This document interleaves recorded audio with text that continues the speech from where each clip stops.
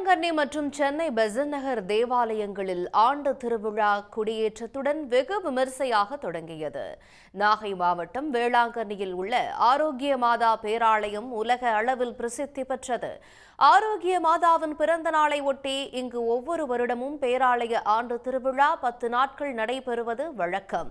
அந்த வகையில் இந்த ஆண்டிற்கான திருவிழா கொடியேற்றத்துடன் கோலாகலமாக தொடங்கியது. தஞ்சை மறை மாவட்ட ஆயர் சகாயராஜ் புனிதம் செய்ததை தொடர்ந்து திருக்கொடி பேராலய கோபுரத்தில் ஏற்றப்பட்டது.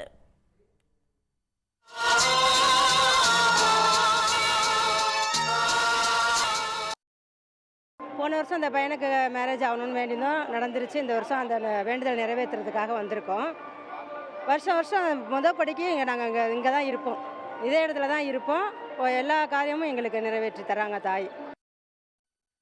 இதேபோல் சென்னை பெசன்ட் நகரில் உள்ள அன்னை வேளாங்கண்ணி ஆலயத்தின் 52வது ஆண்டு திருவிழா வெகு விமர்சையாக தொடங்கியது.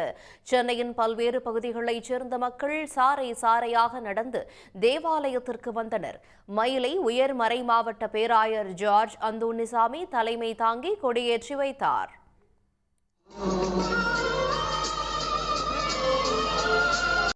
ஜபமாலை உருவத்திலே பலூன்கள்லாம் பறக்கவிட்டு மிக பிரம்மாண்ட முறையில் கொடி ஏற்றினாங்க. பார்ப்பதற்கே கண்கொள்ளா காட்சியாக அமைந்திருந்தது.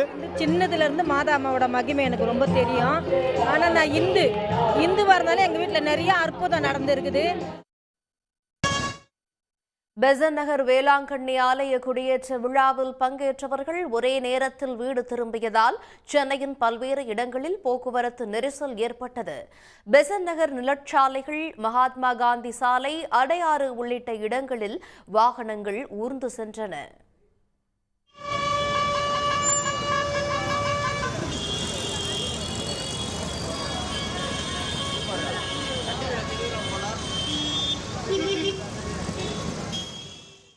வேளாங்கண்ணி மற்றும் பெசன்ட் நகரில் வரும் 7ஆம் தேதி மாலை தேர் பவனி வெகு விமர்சையாக நடைபெற உள்ளது.